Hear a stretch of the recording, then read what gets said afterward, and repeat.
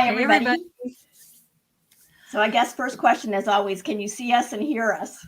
Yes.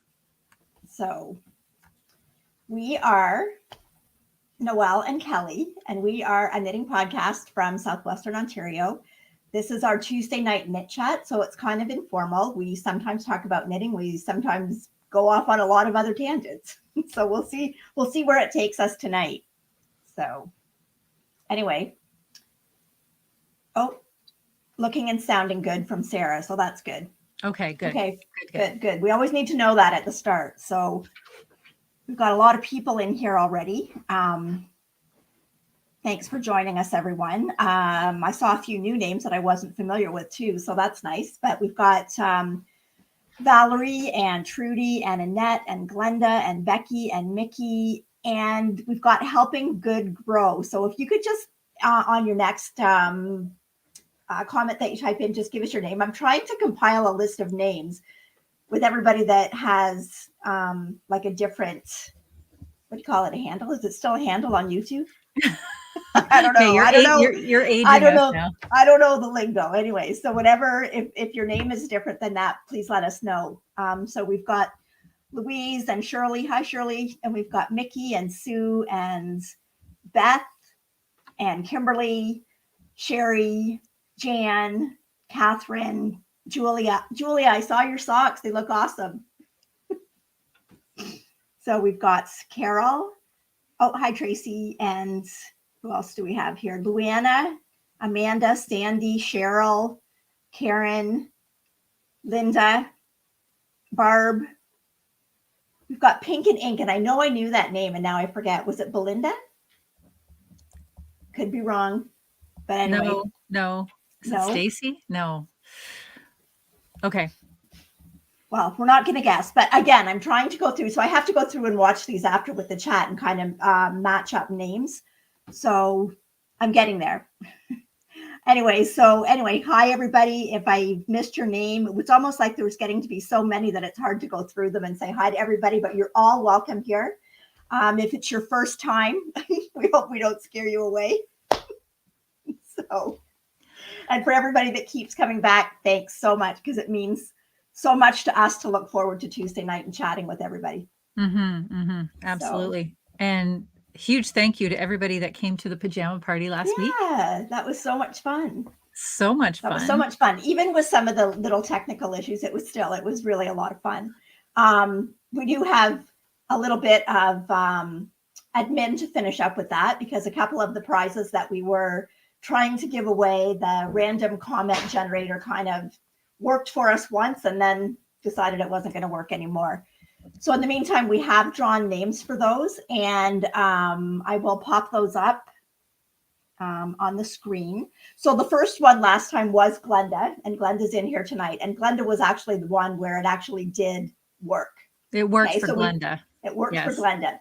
So we did 2 more draws after that. And here's the first one. So it's Barb S. And Barb wins the sock set that was by Benta of Arctic Knits. So Barb, if you could let us know your mailing address, and I'll pop up in a minute here. I'll pop up our Knits and Pieces Gmail account that you can email us at, and let us know your address, and we can get that off in the mail to you. Okay. And the second one that we hadn't drawn on the podcast was for a tea towel, and that was Darlene Taylor. Yeah. And Darlene has already got in contact with me through the email address, so we do have her address, so we'll be getting those prizes out in the mail. So I'll just find our Knits and Pieces banner. And Helping Good Grow is Emma. And she's from Southern Ontario. She's a neighbor. That's great. A geographic neighbor, yes.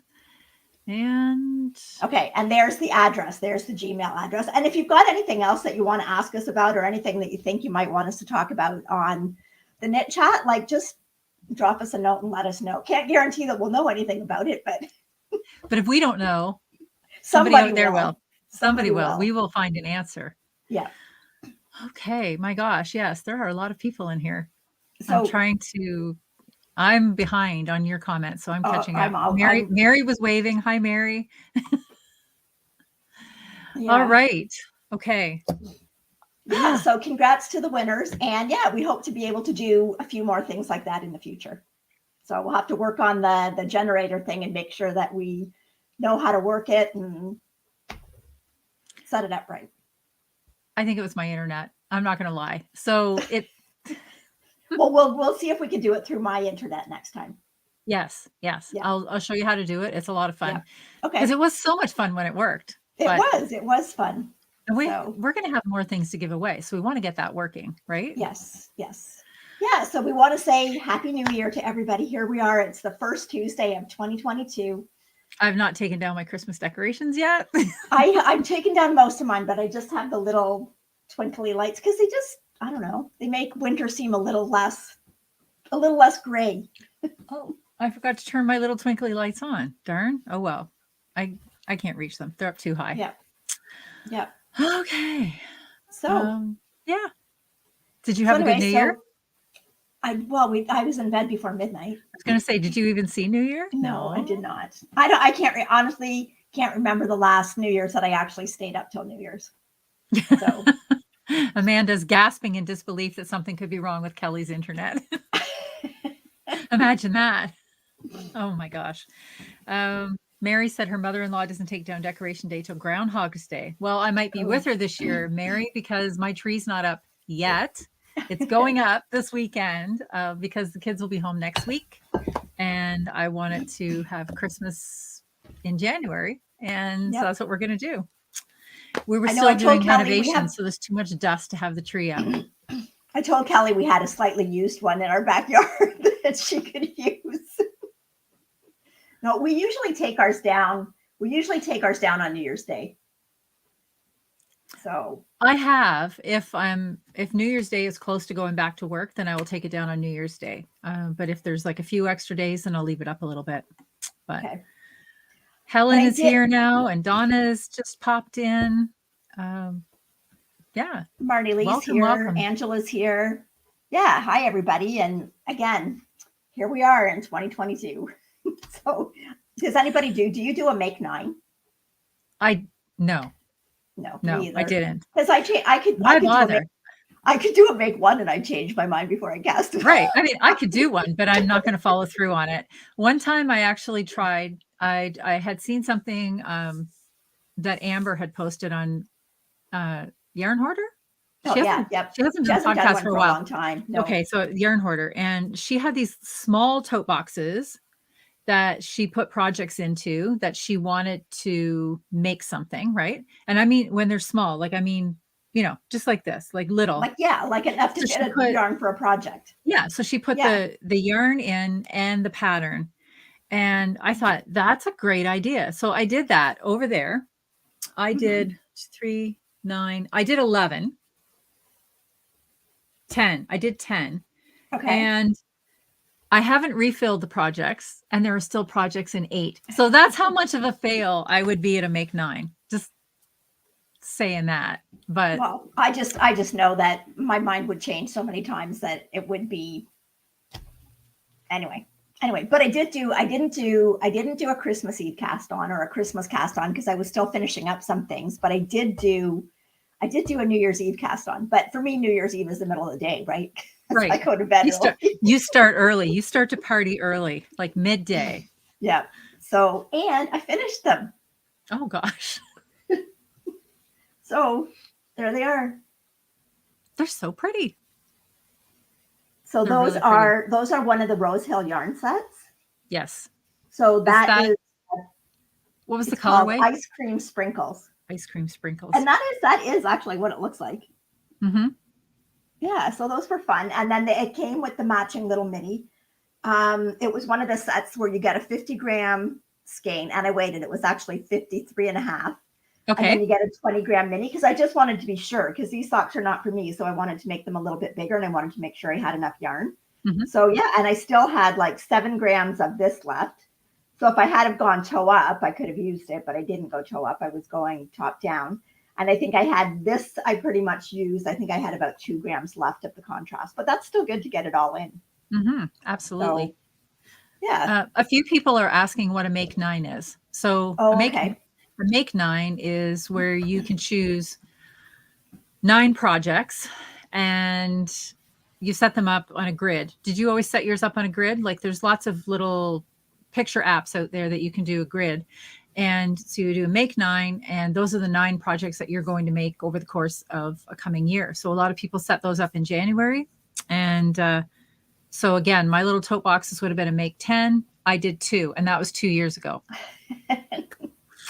So, but you change your mind. Like, I mean, I buy yarn for sweaters, right? And that's very rarely what the yarn becomes. Every single time I hop onto either Instagram or Ravelry, my list of projects changes because I'll say, oh, I make that. So this is why I shouldn't have a yarn stash, because I try to buy yarn intentionally for specific projects. And I shouldn't do that because I never get around to making the project because something else jumps into my frame of vision ahead of time. But I should just like get the yarn, cast it on that day and have 100 whips, but at least I'd have something to go back to. Yeah. Right. So I don't know. Anyway. So Mary said she had too many squirrel projects with the Cal. Oh, that because of us. She's blaming us. That's okay. I have big shoulders. I was going to say, I've got big shoulders. Yeah. Yeah, I can do it. But I am pretty good though. I don't tend to have like a ton of whips. Like I don't have just 1 or 2. Like there's probably 10 and some are in hibernation, but I don't have like 10 pairs of socks on the needles or 10 sweaters on the needles. Like I do try and get things finished, but I do have to have more than just like one thing to work on. So Maris said that she saw somebody post on Instagram. They took a picture of all the whips on January 1st. And then on December 31st, she posted the previous year group picture with an X over the completed one. Beth says that I should have a make 99. There you go. Oh, I went through and I counted all my projects that I did last year. And there were 75. I don't know how many projects I did because I still have a number of projects that I finished, that I either didn't get started onto Ravelry or finished onto Ravelry. So not everything is showing up, but I do have some progress to show you on something I worked. Not a whole lot of progress, but look at this. Muscle girl.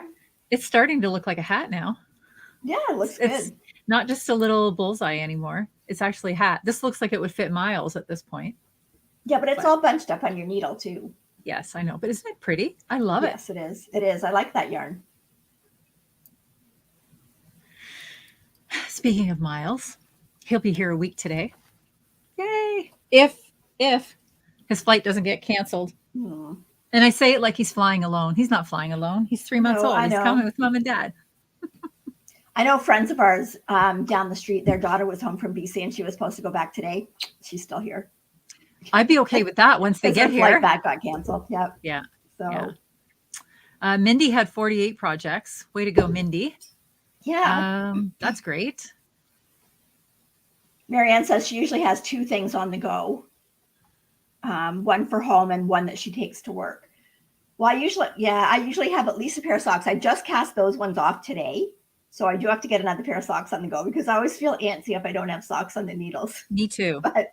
But because last week I said that I was going to take out my yellow cardigan and I was going to steek it. So I couldn't cast on another pair of socks. I said I was going to do it. So I have to do it. And I did it. And you did it? I did it. I also needle felted my finger, and I don't recommend doing that. Was it easy to do? Yes. So it's all apart. Yep. The sleeves are cut apart. Okay. Show the steek. Okay, so it's felted, right? So it's just looks like a little puff ball of yarn.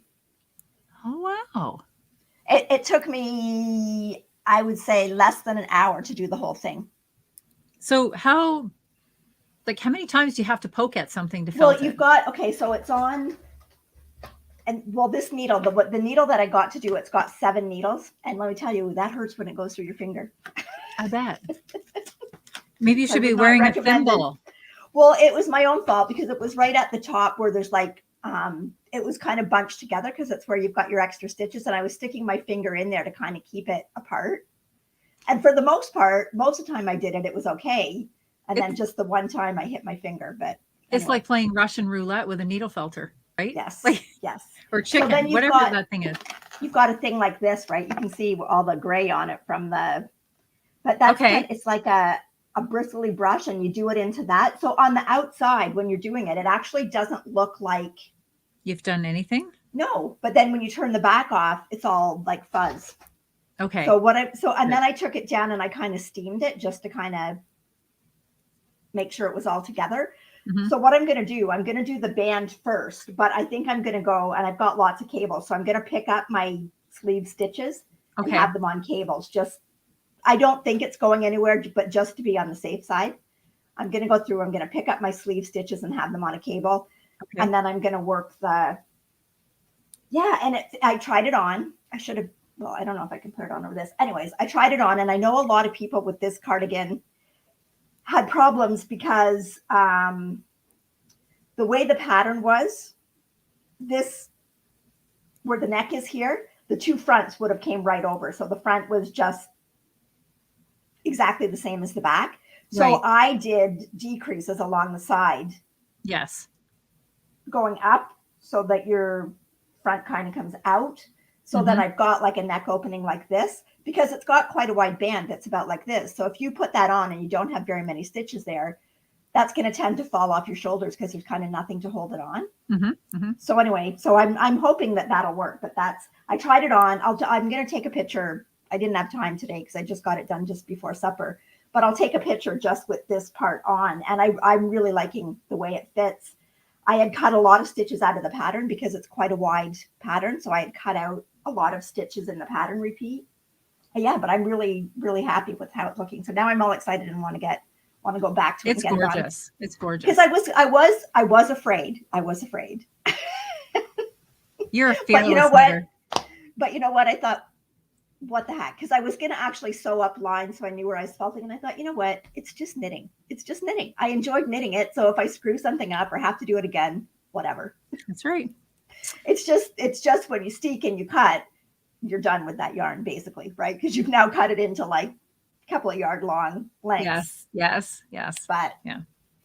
Anyway. Well, I'm going to back up on a few comments. Okay. Sharon asked what needle size I'm using for the musselburgh. I'm using a 3.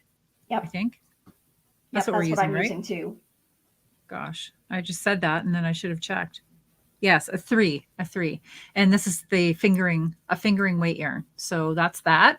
Sarah left because she was going to go count up her FOs. So we have a few people chiming in on FOs. Julia finished 30 in 2021. Very good. Very good. I don't think I did 30. I can assure you I didn't. There were a few others on here. Sarah finished 47. She counts very quickly. 47, yes. 8 of which were sweaters. Wow. That's pretty good. That's really good. One of which she knit twice. Yes, we all remember that sweater. I think that's when we first met Sarah, when she was knitting. That's right. Second time knitting that one for her husband. Yes. That's right. And it wasn't even one for her that she knit again. Okay. I have this to say. My husband wouldn't have got that sweater. So I had to redo it. I would have found somebody to fit the sweater that I knit, and he might have gotten another one a different time. Kathy knit 29 projects. So that's fantastic too. That's lots. And what else? Oh, Mary said that she's been checking out Steeking a Lunenburg cardigan. She really wants to try that one. That one's on my list too, Mary. I love the Lunenburg cardigan. Love it. It's beautiful. Well, it's not a cardigan. It's a jumper. But it will be when Mary's done with it. Well, yes. But it is, because it's actually got some. It's just a really nice yoke. Yes. Yes. It's a beautiful yoke. And I've seen it done in a few different types of yarns, and I really like it. Jan finished. The steeking was fun. So don't be intimidated by thinking that it's hard to steek something. So, and you can pretty much do that to any sweater pattern. You could actually just put in your steek stitches and do it as a cardigan. Yeah, absolutely. So. Jan finished 52 projects. That's Emily had 27. Awesome. You guys are fantastic. This is a lot of knitting. Yeah. Michelle just finished a vintage vest for hubby, 1960s pattern, 5-ply merino. That sounds awesome. Make sure you get a picture of that up for us to see, Michelle. Teresa, that's an interesting comment because that kind of plays into something that we're going to try for a project this year too. She said she doesn't do a make 9, but she does make goals to try new things. And one of which this year for her is steeking. So we were talking about, we don't have a title for it yet, but like a new things make along. So we're good. No, go ahead. We'll start a new one once this winter warmer one is over. Yes. Yep. warm winter woolies. Yep. Which ends on January the 31st. January 31st. So you still have the better part of a month to make something warm and woolly. Just going back here. So Jan said she made 11 sweaters, 19 socks, 5 hats, 6 cowl shawls. That's a lot. That's impressive. I usually go at the end of the year and I go through mine and I kind of mark it out, like how many sweaters, how many socks, how many shawls, how many dresses.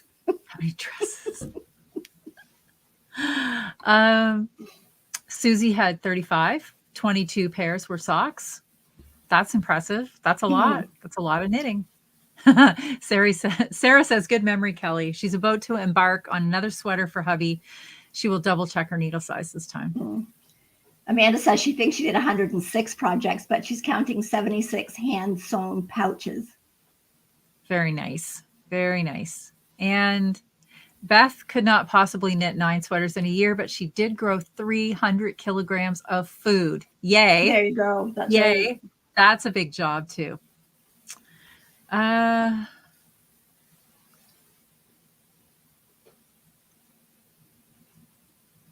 Yeah, it's awesome. I think it's nice to go back at the end of the year, and it really gives you a sense of accomplishment when you look at what you've actually finished. And for me, I still find that the easiest way to keep track of my projects is through Ravelry, because then you can kind of go and look at a list all on one page. Yes. Like if I write something down somewhere, I lose the paper, or I lose so anyways, but that's awesome. Yeah. So I don't have any, well, I guess one of my goals for 2022 was doing that felted steek, because I've had the needle felter and the little board to do it on. I've had it for a long time, but I was just afraid, right? And then I thought, I have to do something. I got to do it somehow. And because I said it last week, I had to get it done. So that was new for me, was felting the steek. I've done it the other way before, where I've sewn down, but I mean, this works really well with this yarn, because this yarn is Holst Garn, the super soft. So it is 100% wool, and it is a rusticy. Yeah, it's very toothy. Yeah. So I've only steeked one sweater, and I mentioned that before, but I did the crochet method where I just put a little crochet trim, and I liked the way that worked. I wanted it to be that way because I wanted a little design element in there. Yeah. But yours was also it was a superwash yarn. It was, because it was a little cardigan for a small child. Yeah, so I'm not sure how doing a needle felt would work with a superwash yarn.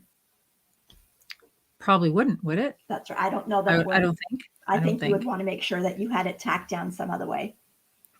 Denise finished 46 projects, also a significant number. Mm-hmm. And you know what?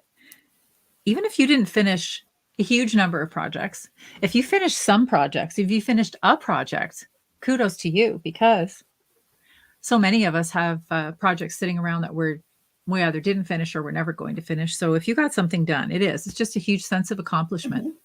You feel good. But even so, it's our hobby, right? We knit because we enjoy the process of knitting. So it kept your hands busy. It kept your mind busy. It gave you pleasure. So realistically, I guess that depends whether you're like a project knitter or a process knitter. That's right. So, but you know what's even better than all of that is that it kept your mind busy. That's right. Kept your mind busy. Yeah, that's good too. What else have we got there? Peggy did 53 socks. We knew she had a lot of socks. Deb did 51 projects. Hats, 8 mittens. Scrabble Hounds at 64 projects. That's a lot. Yeah. Okay, Sherry wants to know, besides changing needle size, are there tricks to make row gauge if you're off when the stitch gauge is perfect? If my stitch gauge is perfect and my row gauge is off, then I kind of do my project by measurement as opposed to by the number of rows. So that might entail counting the number of rows in the pattern and then figuring out how many rows it would take you to do the same thing. Yes. So, and row gauge is important if you've got a pattern that's telling you to do something at a certain row number. But if it's telling you to do something at a certain measurement, then it's not going to matter as much. Right. It's also important if you have a chart too, right? Yes. Like for instance, what I'm thinking of would be like a mitten. Wouldn't count so much even in a yoked sweater, because you should have a measurement for the yoke that you need to get to, right? So you could go below the chart and knit in a solid or whatever that case may be. But I'm thinking something more like the Icelandic style mittens, where the whole mitten is a pattern. So you may have to add some rows into your pattern if you were short on row gauge. But for me, stitch gauge, I will move forward from if I get stitch gauge, I'll move forward. That's not going to stop me. I'm not going to try to get any closer than that. I will just go forward. Right. And Colorwork, it matters too, because obviously if it's your row gauge is quite a bit off, you're going to end up with a lot bigger or smaller. I suppose if you've got stitch gauge and you don't have row gauge for Colorwork, it also might distort your design a little bit. So, but yeah, I don't know if anybody else has any other ideas what you can do about it as opposed to changing needle sizes, because if you change needle sizes, you're going to get a different stitch gauge. Absolutely. Right? Yep. So, and ultimately, you should just be, sometimes another point too is sometimes you might be able to get the gauge, but you may not be completely thrilled with the fabric. Right. So I should have said that if I can get stitch gauge, I'll move forward. I should have said, if I get stitch gauge and I like the fabric that I've knit, then I move forward. Because I mean, I have knit some gauges that were perfect to what I should get, but I didn't like it. To me, the stitch looked loose. So I will knit to what I want to see on my needles, what I feel like I want to wear as a garment.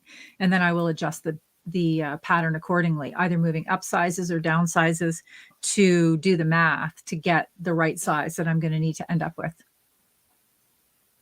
And I think if you're really like, I've knit enough that I rarely do a gauge swatch, and I kind of adjust as I go. But I know for sure, especially and I don't tend to knit a lot with superwash yarns, not for garments, because of the amount that they stretch when you block them. So if you are doing something, I really think that you need to, if you do your swatch, you also need to wash and block it, because you can have a completely different measurement with a wash and block swatch as opposed to just one that comes off the needles. Yes. So yes. Kathy wants to know if we can talk about the sweaters we're wearing. So I'll start. I'm wearing the Celtic Knot cardigan by Helene's Knit House. And I knit this using Drops Alaska. I love the pattern. I think there are only, it's a paid for pattern. I think there are not that many projects, and I don't know why, because it's a beautiful sweater. It has a nice cable that goes all the way down the sleeve. I like that. Sort of has this mock turtleneck. It was quick to knit. The ribbing on the bottom of the sweater is the same as what is on the sleeve. It's I think a 4 knit 3 purl, which I like. I like that the sleeves are nice and snug at the bottom. I like a sleeve that fits tight. I don't know. That's all I have to say about it. I really enjoyed it. So what have you got on? Well, before we go to mine, I just want to say that there's been some comments in here that says that sometimes your gauge or your row gauge can change depending on what the material of your needles are. So depending on whether you use wood or metal, might change your gauge. Tracy says that she finds her row gauge is tighter if she's on wood.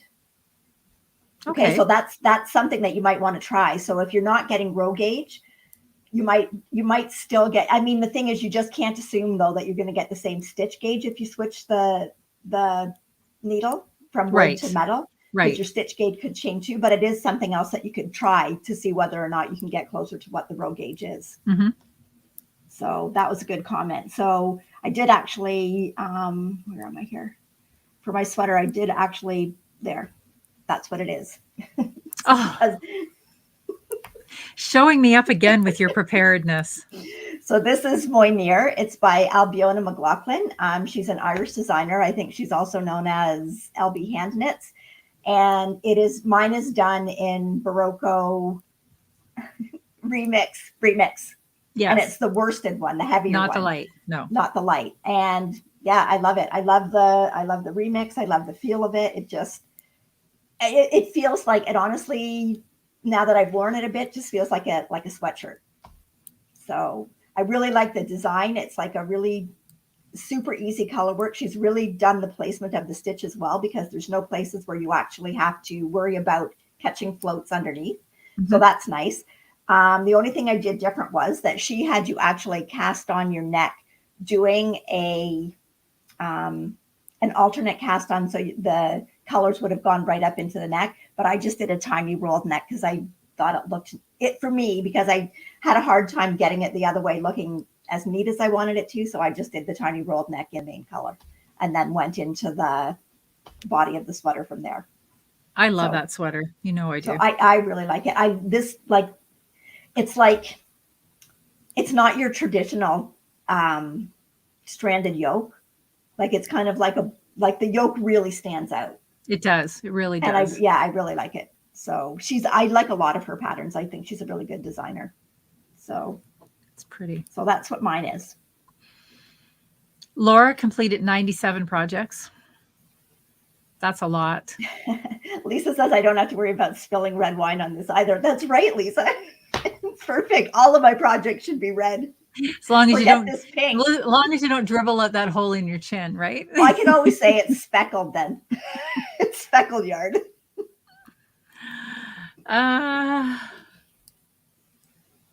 Deborah says she wants to learn to knit something new, starting with stranded color work. Any suggestions?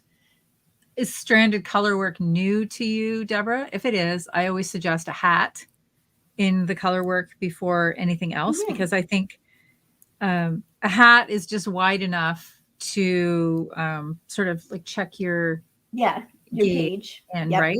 So I always suggest a hat for color work before you move down to the smaller items like a mitten or up to a larger one like a sweater. So, or socks, because socks are on a tiny thing, so it's hard to check your gauge. Like, I think a hat probably is about the easiest thing to start off on. Yeah. When I'm doing color work on socks, I always go up a needle size for the color work, just because I have that high instep in my foot. Yeah. Skinny feet, but a high instep, and I have a hard time getting them that instep through, like around through the ankle. I did something else this week too. I'm going to unplug for a second and go get it. Just a minute.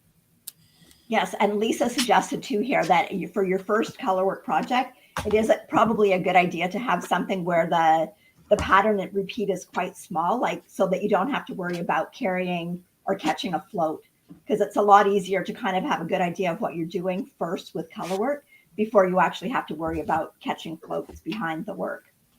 So I know a lot of typical Scandinavian style or Fair Isle style, they do have small repeats, like pattern repeats. So if your pattern repeats only 4 stitches, you're never going to have to carry that more than 3 stitches. So that is a good idea. So, but I love doing color work. I do I'm looking too. forward to getting back to my sweater, even though I started something else that's not color work. So I did do a new sweater cast on too. I told you I was going to text you a picture, but I didn't. Sorry.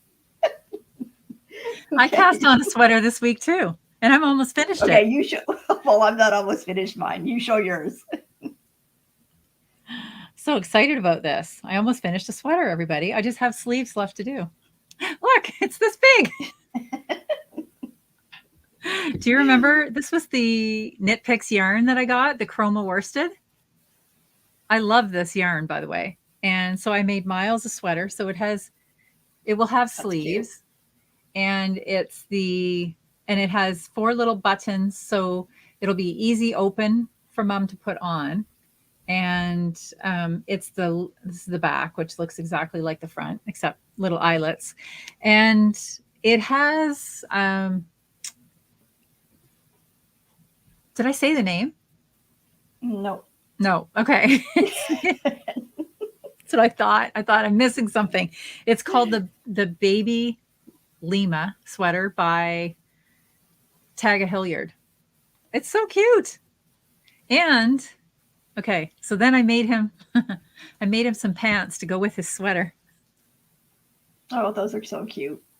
You could make me pants like that, Kelly. Even the back sits a little higher for his diaper butt. Oh my gosh. Those are so cute. They're so cute. So this is a little bit lighter green, but there are the light green bits in it. Yep. I think it looks really good together. Yeah, it looks cute. And then there's some of the darker bits in here too. And I'm going to make sure that I have those lined up on the sleeves. But okay, so the pants take half an hour.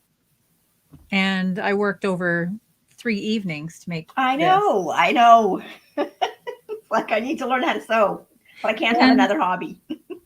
Using the cords for sleeves, best thing ever. You're right. You're right.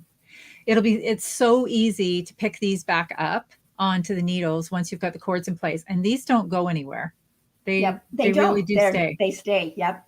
I will not ever, well, I shouldn't say not ever. I might someday, but I do not in any foreseeable future plan to be putting yarn in sleeves any longer. Not when I have those things. So thank you for those, Noelle, because those are awesome. Good. Okay. I have a lot of catching up to do. Julie wanted to know what pattern you used for the pants. It is it's by Brindle and Twig. And I think baby harem pants. Their patterns are numbered. This might be, it's either 97 or 64. Bad. But I got this fabric. I found this fabric at Fabricland, and I thought it's not the best stretch knit that I've ever used by any means. It's kind of, I don't know if you can see it. It's a little bit like a waffly. It's not the highest end fabric, but I just thought it was super cute because they almost look knitted too. Like when you were talking about the Colorwork mittens, it reminded me of this fabric. Yeah. So I don't know. But anyway, they're super cute. Can't wait to see them in them. Okay. So I'm going to show you. Oh, I finished a baby sweater. Yes, you did. You did. I will put that in here. So I finished the Antler cardigan and the Antler toque to go with it. So I've already gifted it, so I won't have it to show on the podcast, but it's for little girls. So I just used some little butterfly buttons and the pom-pom that I put on the top of the hat because it's just a size 2.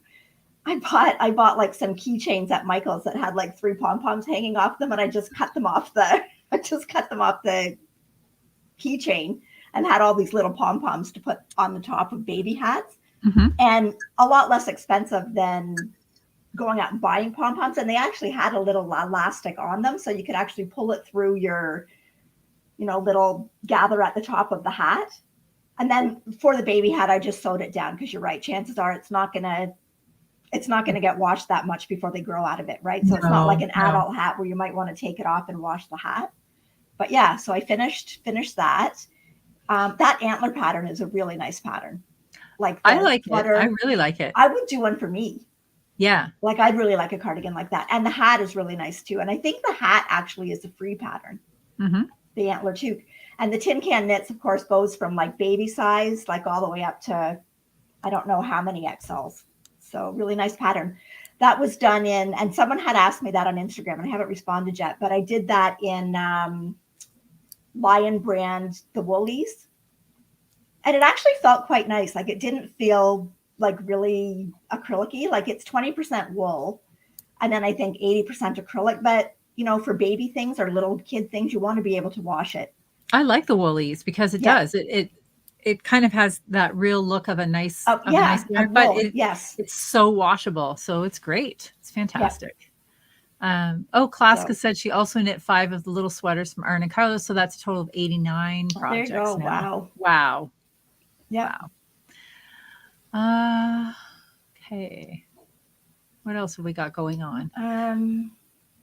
Olivia was talking about Inga of Knitting Traditions. That's a podcast I watched. She said that she catches her floats on every stitch because she likes that it looks neat and that she doesn't have to worry about catching them when she puts it on. I think that would really depend on the type of yarn that you're using. I think the very first time, like many, many years ago, I did a little stranded Colorwork sweater, I think for Kendall. And of course, this was pre-internet, me knowing really at all what I was doing. And I pretty much caught those. I twisted it on every stitch. And then when I would do the next row, I would have to twist back the other way. And I did end up with the densest fabric ever, but it didn't pucker. It did look okay. But that was a whole lot of work because as I kept twisting it one way, then it would get, sort of tangled up and then I have to twist it back the other way. That was a bit of a nuisance. And I used to wonder then, like, how do people do color work? But now, of course, I know how to do that because I use both hands and I never touched them. But that was before I knew that. So I only used one hand. So I was just switching it as I knit across. And plus I was doing it every stitch because I didn't know better. But well, I used to do it every stitch. Did you? Yeah, I did. It would be back 25 years ago, 30 years ago. Do you remember Philosopher's Wool? No.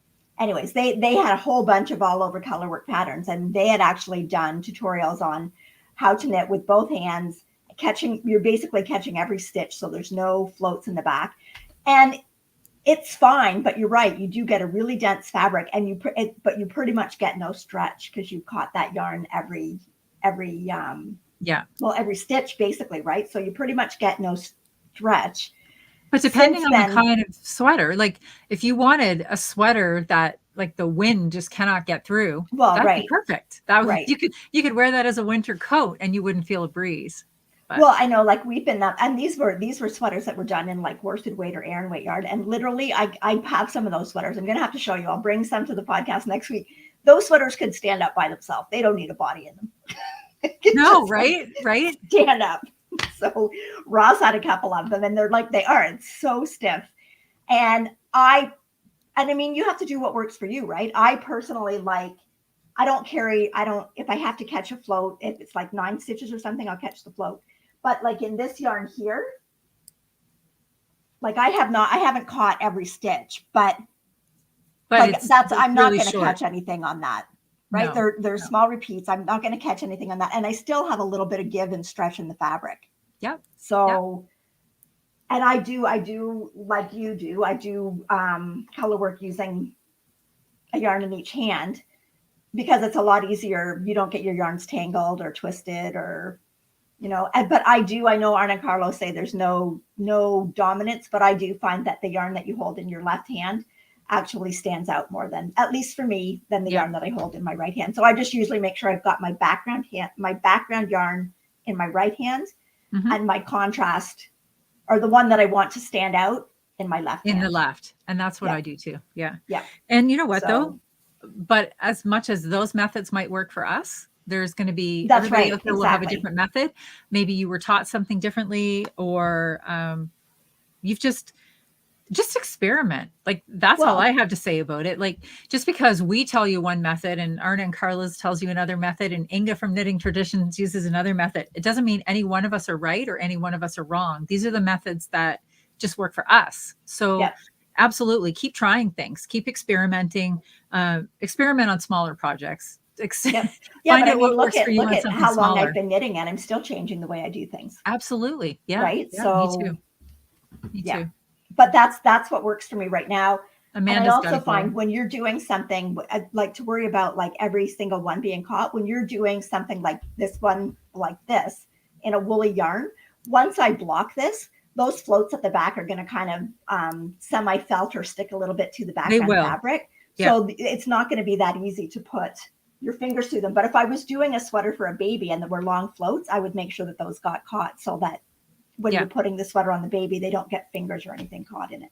Right. So, yeah. And also, or maybe too, if it's at sleeves, like sometimes, there's some color work around the sleeves. I wouldn't let a long float go there. But I know some of the, like the, what's the Miserina? The Miserina had some really long float sections, and there was a lot of controversy is not the right word, but there was a lot of chatter in forums about that pattern stating, should you catch the floats? Should you not catch the floats? I did not catch my floats in that sweater, and it's a fingering weight sweater. But I thought, okay, I'm an adult. I'm aware of the floats being there. I'm going to put the sweater on and take it off carefully. And there's no color work at the arms, or mine's a short sleeve and yours is a long. But there's no color work down at the sleeves. So I just embraced those long floats and I just went for it, and it's completely fine. But again, if I were giving that or doing that sweater for a child, that wouldn't be ideal. So the float issue is dependent on a few things, like what you like, what you're comfortable with, what it's going to be used for. There's lots of things to take into consideration. Yeah, and I did catch floats. I did catch the floats. You did, yeah. And I used that jacquard ladder back technique. And mostly I did it because I wanted to try a new technique. But I did really like that technique of doing the ladder black, because it creates a separate fabric from the main fabric, yet your yarn is still caught behind. So yeah. So Sarah says she didn't catch the floats on her Guthrie, which is all over Colorwork. She just puts it on more gingerly. And I think, Sarah, I did. I think when I did the Guthrie, I think I caught them if it was more than about 4 or 5 stitches. And the number of stitches that you might be okay with going can also depend on what your yarn weight is. So you might be more comfortable with more stitches for a skinnier yarn and less stitches for a thicker yarn. Yeah. So yeah. So we see a lot of people here have lots of different knitting techniques. So the thing is, when you do two-handed, then you're basically doing both. You're probably throwing or flicking, because I think I'm a flicker, not a thrower.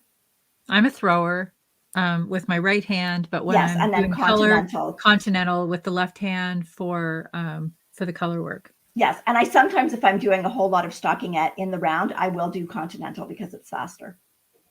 I'm not faster. I am faster. Keep pace. My left hand can keep pace with my right hand when I'm knitting in both hands. But when I'm by myself, if one hand is working by itself, I feel like the right hand is still faster, which I don't understand that I'm a left-handed person. Mm. Beth has a good idea. She uses her color work swatches as coasters. Yeah, that's a good idea too. I know some people use them as like if they're doing pockets, they'll do a swatch for the pocket. Yep. So there's a few different things you can do with that. I am doing so many swatches right now. I'm like, I've got to take a picture of them. I'm like, oh. Yes, we have to get a picture of Noelle swatching, because we all know Noelle doesn't swatch. I'm doing swatches. They're not for me. They're color swatches for Leo and Roxy. But yeah, I'm like, oh. I just want to knit. Anyway. It's nice knitting the different colors and seeing it, but once I've done a few rows, I'm like, okay, I know what that's going to look like now, so I need to move on. Yeah. Anyway. And then we can talk about too, when we're doing small circumference color work, that is when I will knit inside out to do the color work. So on a mitten, not always on the full mitten, but definitely on the thumb, that is when I use flip the project inside out. So to show you how I do that. So if this is the right side of the hat, okay, so then the hat is just inside out. So I'm still knitting on this right side here, but the right side of the work is inside and the wrong side of the work is on the outside. So that's what I mean by knitting on the outside. But that means when you're carrying your floats, instead of the floats being towards you inside the work, the floats are going on the outside. I'm not doing this very well, but the floats are going on the outside of the project, which is the inside, the real inside. But what that's doing is it's automatically tensioning your yarn, because you're spreading that out to the outside instead of it getting tighter and tighter. So think of a toilet paper roll, If you were trying to wrap something inside the toilet paper roll, it would probably keep getting tighter and tighter. But if you're rolling it to the outside, the circumference of the project is going to hold that yarn out. So that's really helpful if you find that you're tight with color work, or if you're doing something that's a small circumference. So there you go. Oh, I feel like we're talking about so much knitting tonight. Who would have thought? I mean, I know this is a knitting podcast, but we generally get off the sweater. Okay, what are we doing? Okay, so this is the sweater I'm making. So it's called Solo Peacock, and I forgot to put the designer's name here. I put the pattern in, and I forgot the designer's name. Anyway, I think it's Lena something. I don't know. Sorry. I'll have it for next time. But anyway, so I'm doing mine in these. So that is Holst Garn Tides, which is a 70% wool, 30% silk. And then the Drops silk. Drops kid silk, yeah. It's so pretty. What color is the Drops? Light lilac. It's pretty. And then this is Sea Lavender. So here's what I've got so far.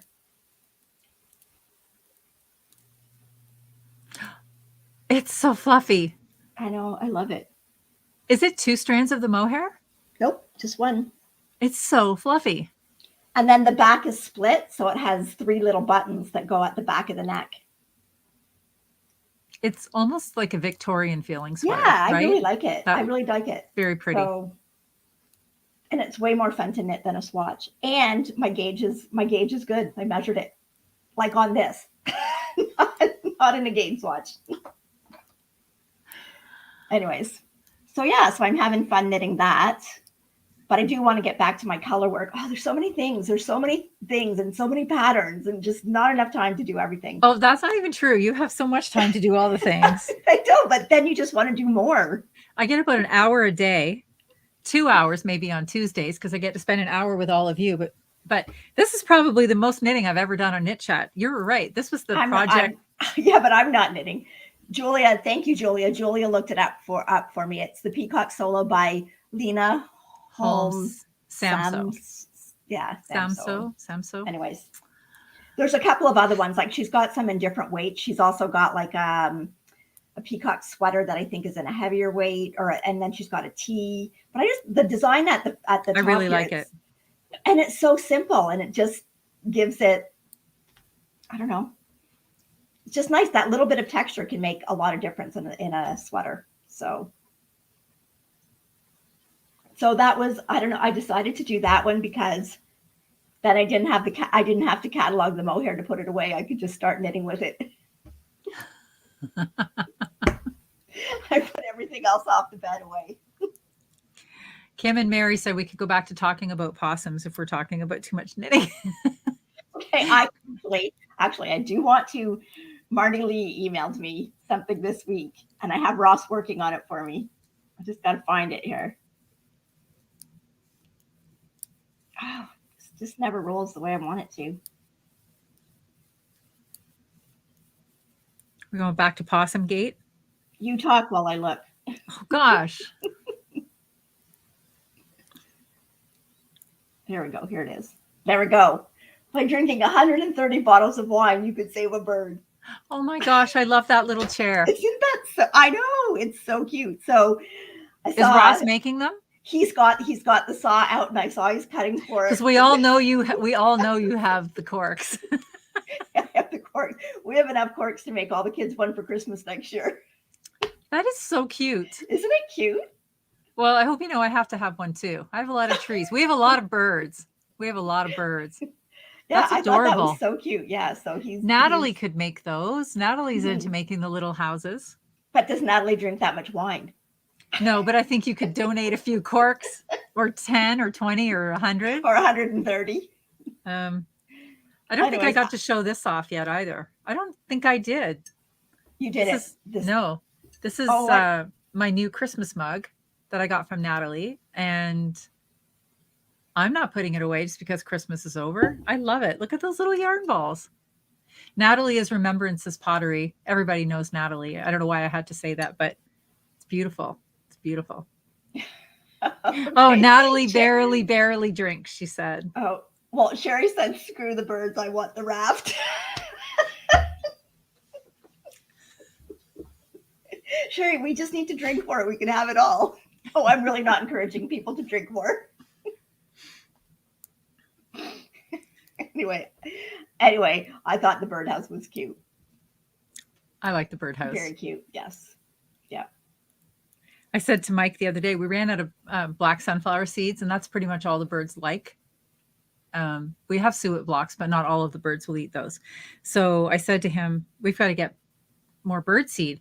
And I said, it's snowing out finally, and the birds are really hungry. And he says, well, if I go get the seed, are you going to traipse out there in the snow to fill up the feeders? And I said, no, you're going to do that, aren't you? But I don't know. Kim says that Aussie wine bottles are mostly screw top these days. Yes, a lot of ours are going that way too, Kim. I used to think a lot of them are also going to the synthetic corks. It's not a cork anymore. It's like I don't know. I don't know what it is, but it's not cork. There is the most hilarious. We will not be playing clips of it on this channel, but go to, I'm pretty sure it was an SNL skit, Saturday Night Live, the corking. They go to, did you ever see this? I didn't see it, no. Oh my gosh. Look it up. Okay. They, trying to think who the heck was in the skit. Somebody help me out. Is it an older one? Yes, but it's hilarious. I keep thinking. Anyway, they have a very strong Italian accent, and they're talking about the Corks. And oh, you know the girl, the SNL girl that does the sweater weather. Yeah. You know which one I mean? Maya. Rudolph. Oh my gosh, Maya Rudolph. She's in it. I'm pretty sure she's in it. And they're talking about these corks. And you have got to watch it. So everybody just go looking for the SNL cork skit. You'll die laughing. It's pretty funny. But nothing we can play on this channel. Okay. And now I'm going to have to go watch it instantly after this. I know. Fun. So Donna's in here. How are you doing, Donna? I've been wondering about you. She's leaving, but we haven't heard from you in a while. I was hoping you were okay. Is the wrist all healed? Are you back to full-time knitting now? Cork soakers. There we go with Jimmy Fallon. Oh, with Jimmy Fallon. Okay, I have to go. I gotta go, guys. I gotta go watch that. No. Julia, I knew that you could appreciate that. But yeah, is that not the funniest video? It's hilarious. Yes, cork soakers, Gail. Yes, that's absolutely it. So everybody go watch that after. Okay. That will finish off your Tuesday night. After the knitting podcast.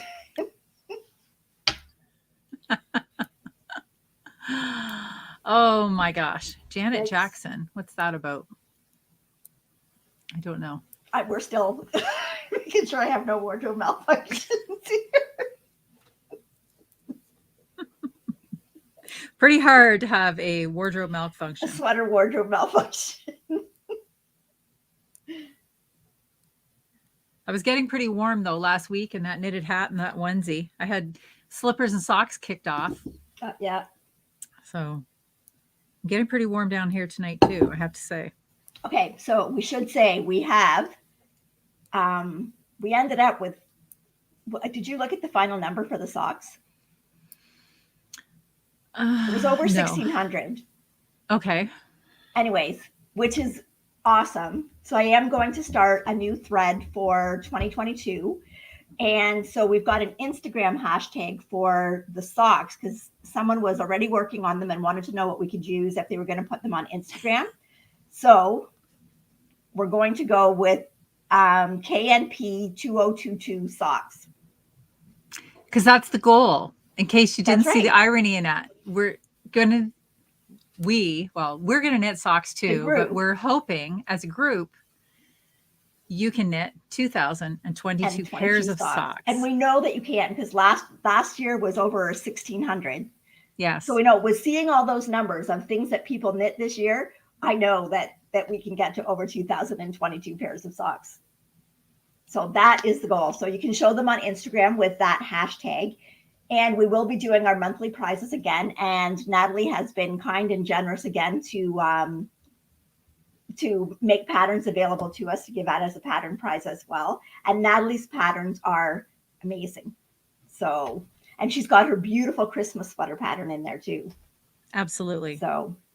So yeah, so we're hoping that get your socks. Like I said, I know that some people are already busy. I saw Julia, you're almost finished yours. So I'm going to get that Ravelry started so that you can get those finished projects in there. Julia's been converted. She's become a sock knitter. Don't tell anybody though. Now, Julia, just look at all the self-striping yarn you can buy now.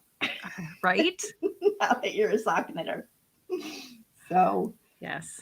And then the other cal that we have going at the moment, which goes to the 31st of January, is our WWWKNP Mal.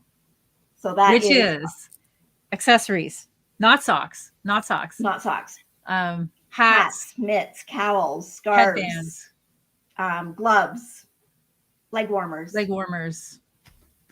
all those things. I was going to say baklavas, but it's not baklavas, it's balaclavas. But I really like baklava. Anyway, so yeah, so get those in there. You've got there's a lot of them in there already. I know. And well, I'm working on this. Hopefully I will have this done by the end of January. My Musselburgh bet. It keeps getting put aside for more interesting projects. It is nice. It's just round and round, and it's nice if you're talking but it's nice to have a more challenging project too. Well, I did just realize tonight though that I have this on metal needles. So I hope there hasn't been clicking that's driving people nuts. If there's clicking, let me know. I will find a wooden needle for next week, but this is the perfect project for that. And I've actually I've already done a little over an inch tonight, which is like prolific for me to have more than 6 stitches. And the best part is I don't think I have to take any of it out. No, I didn't even get a row, but whatever. That's okay. So Kim says she just finished her first pair. Elaine started her first pair for the year. Mary is trying. Barb says they all hear clicking, but it's their own needles. Oh, okay. There we go. Well, maybe that's why you can't hear mine. You're all clicking so loudly. Shirley said that. She said that was weird. She's knitting mittens and somehow she had more rows on one side than the other. Surely that happens to all of us. Oh, Marianne, that's good. Marianne says, if you're a knitter and clicking bothers you, find another sport. There you go. I just remember this was early in our knit chats last year. We had a negative comment. The horror. But it was a negative comment that somebody said the clicking of my needles was just sending them through the roof. They couldn't watch us any longer. And I thought, I didn't even think it was that loud. Well, but you know what? Like, honestly, I don't even hear needles clicking. Like, I don't even hear it. Like, even if it's metal, like you're just so used to it. You've got needles in your hand all the time. I wouldn't even be able to tell you if my needles made a noise. So. Oh, mine make a noise sometimes, but it's plus if it's bigger ones, right? Like bigger. Well, yeah. Yes, that could be. Yep. Yeah. So.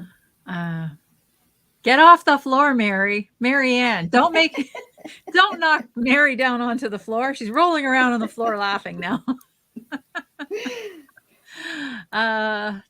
Judith already has one and a leg done on her first top down 2022 socks. Yay. I got to actually, oh, you know what? And that's another thing that we should talk about is I already picked out all my yarn. I'm so excited. I forgot. I keep forgetting that I've got my bag of yarn already with all of my Croy. Yeah, see, with all of my Croy. And I keep forgetting to bring it down for Ross to pick out my color for this month. But I'm doing that again. So if anybody wants to join me, I know someone already messaged me that they've got theirs already and they're starting. So it doesn't have to be Croy, but what I do is I went through all my Croy. I had enough to do 12 adult pairs and enough to do some of the kids' pairs. So I put it all in a bag, and I'm going to do one pair every month, and that'll be all the kids' Christmas socks for next year. Because it worked out well this year, like a pair a month. And then at Christmas, they're basically all done. And I wasn't left knitting, 4 or 5 pairs in the last 2 months before Christmas. So yeah, so and there was when I went through my Croy, like there's some really awesome colors in there. And I thought, oh yeah, I remember this. So I'm excited about starting that. So, and a lot of people do it too. It doesn't necessarily have to be socks. You could just pick out 12 different skeins of yarn that you want to knit throughout the year. Put them in a bag, you pull one out every month, and whatever one you pull out, that's the one that you work on that month. And by the end of the year, you've gone through that much of your stash yarn. So I think it's a good idea. Mm-hmm. I like this comment from Elaine. Her old rocking chair has needle marks from her needles and lots of knitting when her kids were small. Can't think of refinishing it. I like that because I have my grandmother's rocking chair, and I love to sit in my grandmother's rocking chair and knit. She sat in that chair, every day of her life. And there's nothing special or fancy about it. It's just an old wooden rocker, and I've made a couple of nice cushions for the back and the seat. But when I sit in that chair, it's just like getting a hug, even all these many years later. And it's really comfortable. It's a comfortable chair to sit in. The arms are nice and low on it, so it's the perfect knitter's chair. It's also perfect for rocking babies in. It's a really good chair. And I wouldn't think of refinishing it either. And it's got lots of I was going to say scars, but they're not scars. It's got lots of love on it. And I wouldn't think of refinishing it either. So what else do we have? So Glenda says that she doesn't have anyone to knit with, so she would love to hear the clicking. Oh, well, then that's nice. Yeah. I've lost the comment, but somebody said they had their beginning of round marker is a little beginning of row is a little bell. And so they like the tinkle when they get to it. That would be nice too. Yeah, that's when I was younger, not a whole lot younger, younger. But last year when you were 20, our family used to run a lot together, right? And every year we would do this run over in the States. It was just a 5K run. And it was called the Jingle Bell Run. And they gave everybody bells to put on their shoes. So, and I used to keep those bells on my shoes like for months afterwards. And I'd go to the gym and I'd be like, take those bells off. And I didn't even hear them anymore. I was just so used to them being on there. But it was actually really cool at the Jingle Bell Run with all these like hundreds of runners and all had bells on their feet. Yeah.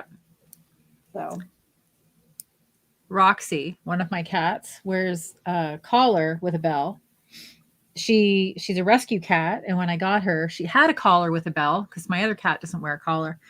So after a little while, I felt sorry for her wearing a collar because even though the collar is super loose on her, she still has like this little bare neck band where she's rubbed off all the fur.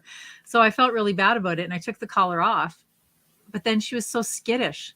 She was like walking around like, how if you ever have tried to take a cat to the vet and you put them in a harness or on a leash and they instantly just drop and like suction to the floor, that's what she was doing. And she was really super uncomfortable. And I thought after a couple of days of her skittering around the house, I thought, she thinks that bell is her. She thinks that's her sound. So I put the collar back on her. All was well. And so now to this day, she still wears a collar with a little bell. The good thing of that is I always know where she is in the house. But I still feel kind of bad that she's in the house with a collar. I don't know why, but anyway. Marissa said that clicking needles sound like wood fire crackling. It's a mindset. Yeah. They kind of do, I guess. Yeah. All right. What are we at? We're at an hour and 10 minutes. So we should probably think about wrapping up. Yep. So remember the ongoing knit along. So there's the warm winter woolies, and then there's also the socks. So again, I will start a new thread and Ravelry for the finished socks for 2022. And so we'll be podcasting again in the next couple of weeks. So we'll have our wrap up for the 2021 sock knit along. And like I said, amazing pairs of socks in there. so nice to find new patterns that people have knit or new yarns that people have used. And we've had people that have knit their first socks, which is awesome. So we're going to convert everybody to sock knitting. Converting the world into sock knitters, one sock knitter at a time.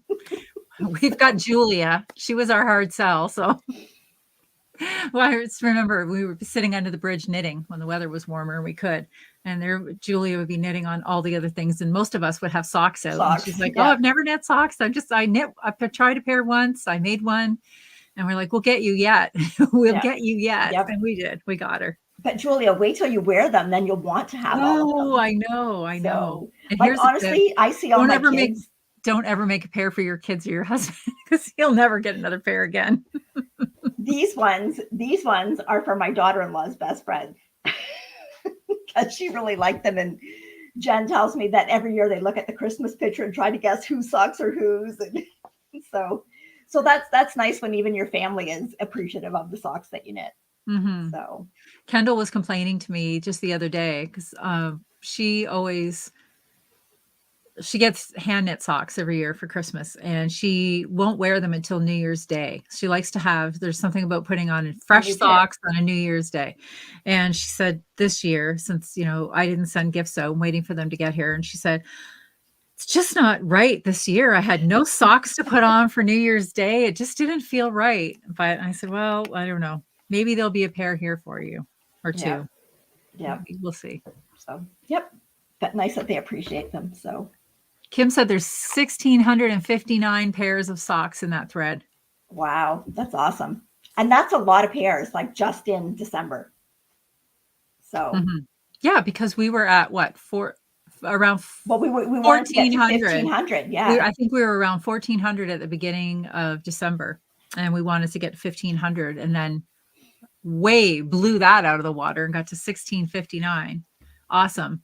Yeah. See, you're not just amazing people. You're all prolific knitters. That's a lot. Right. That's a lot of stitches. It's a lot of love in those socks. Barb says her son hasn't taken his off since Christmas, and she made him 4 pairs. Now he has coworkers asking. Yeah, see, I know. That's the problem. Anyway. Yeah, Julia said she gave her son yarn for Christmas with a note that said some assembly required. He thought he had to knit them. Oh. That's good. I know. I told some of mine, like Jacqueline and Rachel, because they both knit now. I said, well, I shouldn't have to knit socks like for your family now, because you guys can knit them. They didn't like that. So I'll still be knitting for them. But anyway. Well, I like knitting socks. So I do too. I've got 2 pairs on the go now. And one has I have to get it. I have to go pick up that's what I'm going to do right after this. Well, after I watch the Cork video. Yes, go watch the Cork video. Then I have to go pick out my Croy yarn, but the Cork video first. So, okay. Well, thank you once again. It has been a delight joining us. Yep. So we will be back next week. Yes, and next week Miles will get here. He might get here during the podcast. Maybe. We'll see. I just keep hoping I'll see a little face peek around the corner of the door, but. Yeah. So did you say that we've been a year doing the lives now? Has it been a year? No, you didn't say that? I know I didn't say that. No.